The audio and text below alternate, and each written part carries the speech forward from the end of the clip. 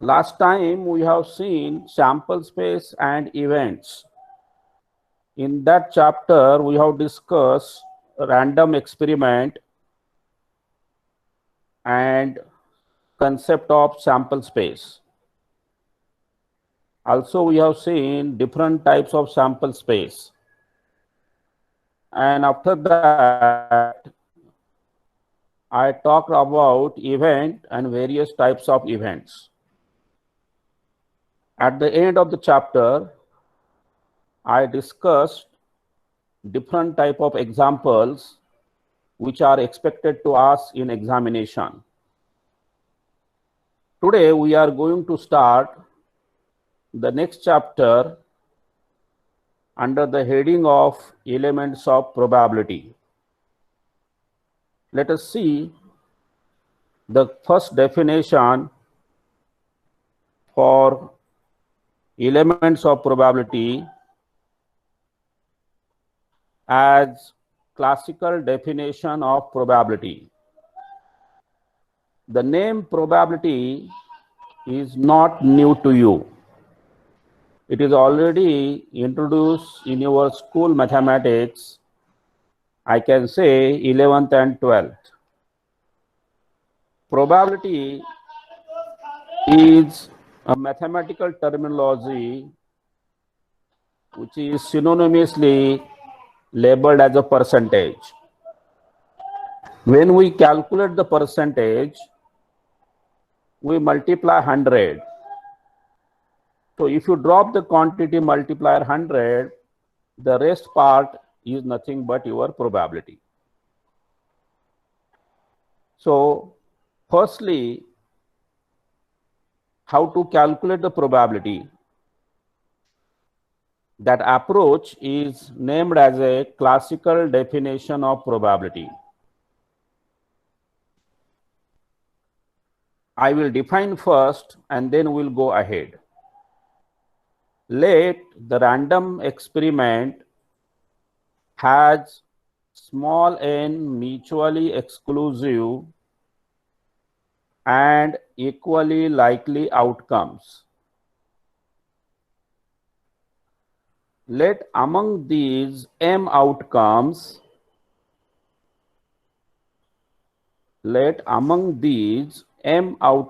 are favorable to event A. Then the probability of occurring an event A is bracket m divided by n. So this is a simple definition of classical approach to probability. Let us see what the definition says. We have random experiment and that experiment has n outcomes. Out of these n outcomes, m are favorable to your event. So by using this information, we calculate a probability as a ratio of two positive numbers. M is a favorable outcome, small n is a total outcome. So this approach is named as classical definition of probability. To apply classical definition in the real life, you have to check the nature of outcome of random experiment. Outcome should be mutually exclusive and they should be equally likely. Under these two conditions, you can apply classical definition of probability. You can write the definition by the notational form.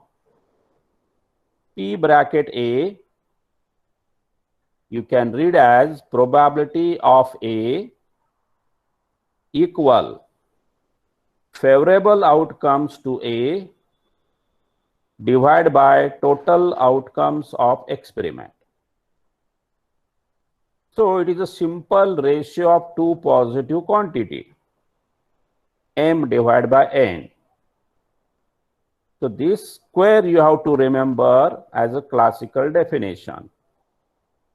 But in examination, if they ask you define a classical definition, writing this much is not enough. You have to elaborate like this. First sentence says, random experiments should provide mutually exclusive, that means disjoint, and they should be equally likely outcomes. If these two conditions satisfied, they can apply classical approach. Otherwise, we can't. Let us put certain remark on this definition and then we'll go ahead. Remarks. In my definition, small m and small n both are non-negative numbers.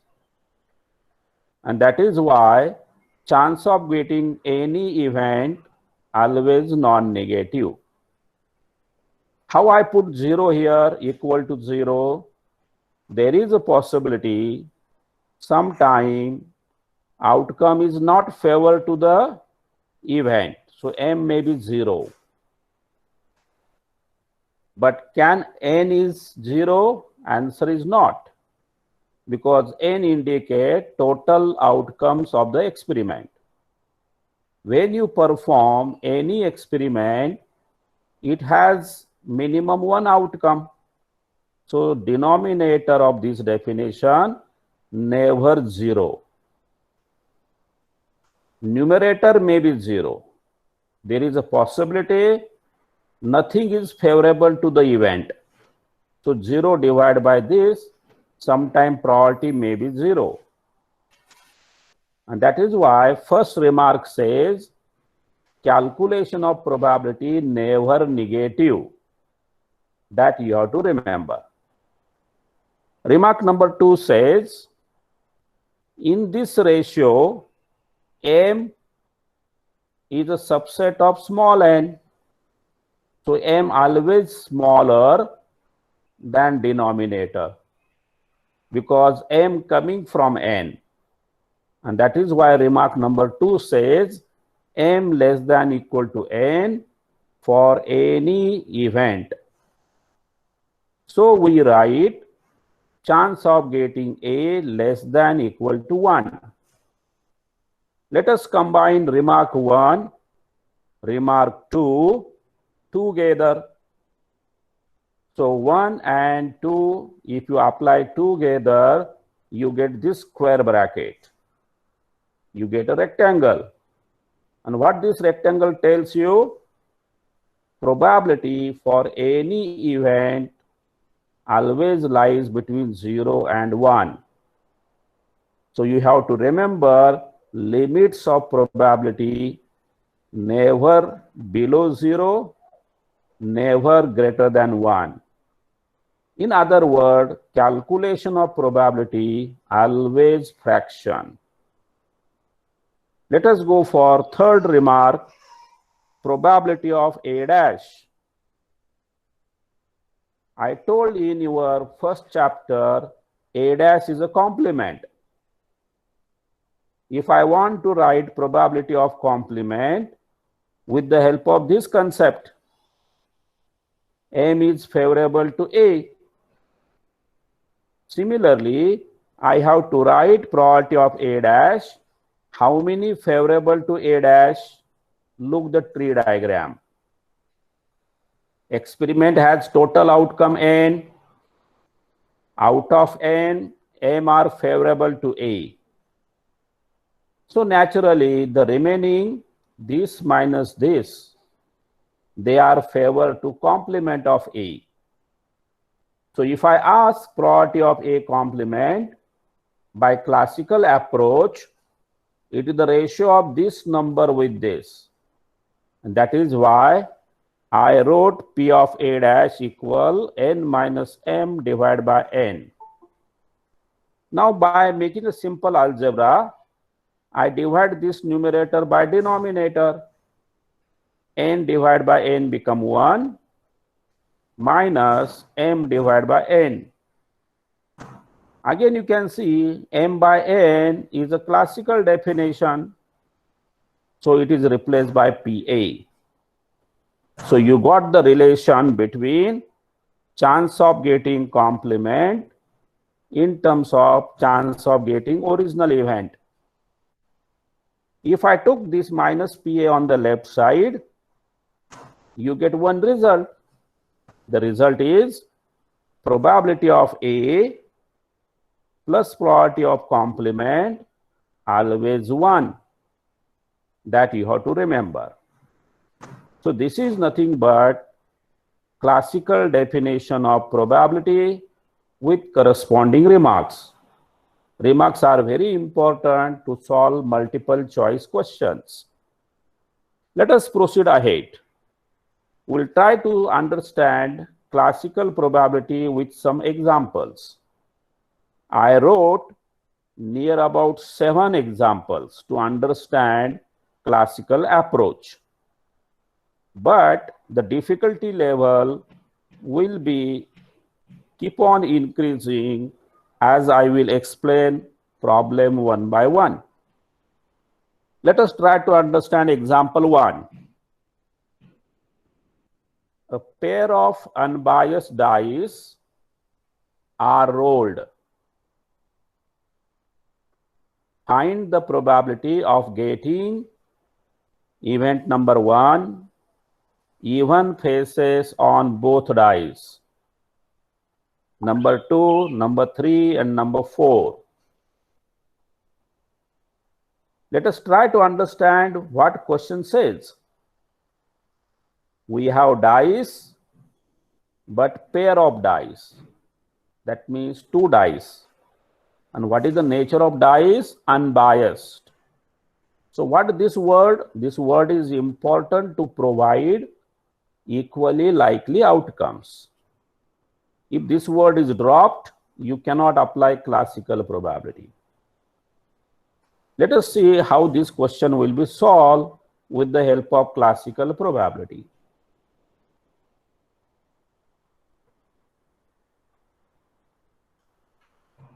Example 1. Start with random experiment. Rolling of 2 unbiased dice. In chapter number 1, I told you, if you throw 2 dice, sample space has 36 elements. So for this random experiment, I can write sample space omega equal the curly bracket 1 1 1 2 dash dash 1 6. This first element is for first dice. This is for second dice. So I observe the top face of both dice, and then I record how many dots are there. So you will have 1 dot on first die, 1 die on second die, 1 die on first die, 2 dots on second die, and so on. So this experiment has totally 36 elements. After having this, we define the event. Event number 1. I told in chapter number 1, events denoted by any capital letter. Suppose I take A1. I define event getting even faces on both dice. So from this omega, I pick up those elements. Those are satisfying my condition of the event. I want even faces on the both dice. So my element will be 2, 2, 2, 4, 2, 6. Another possibility is 4, 2, 4, 4, 4, 6, Next possibility is 6, 2, 6, 4, 6, 6. That means out of 36 elements, only 9 elements favorable to the event A1. Therefore, by classical approach, chance of getting this event in the experiment is 9 upon 36. It is simplified as 1 by 4, and 1 by 4 is nothing but 0.25. If I try to interpret this number, it says if you repeat experiment 100 times, there is a chance 25% to get this event in your experiment. Now what I did, I kept remaining 2, 3, 4 as a homework because it is not that difficult. So I will advise all the students solve this question bit number 2, bit number 3 and bit number 4 by using this way. That means for second event, define A2. Get element of A2, write M, and write the formula of classical probability. Before going to next example, I will tell you what are the steps to solve the problem by classical probability. Step number 1, you should begin with random experiment. According to the question, put the random experiment on the top. After that, if you are able to write omega, you write it. Sometimes it is impossible. If it is impossible to write omega, you get the value of small n. That indicates total outcomes of experiment. Step number 1, random experiment to be written. Step number 2, get the total outcome of the experiment. Step number 3, define the event according to question what is asked to find. If possible, write the element of that event. Otherwise, get favorable outcome for that event. It is a step number 3. And step number 4, use a classical definition formula, favorable outcome divided by total outcome. So any problem of classical probability solve by using 4 steps. Step number 1, write a random experiment. Step number 2, find total number of outcomes, define the event, and apply the formula of classical probability. Let us proceed ahead for next example. Question number 2.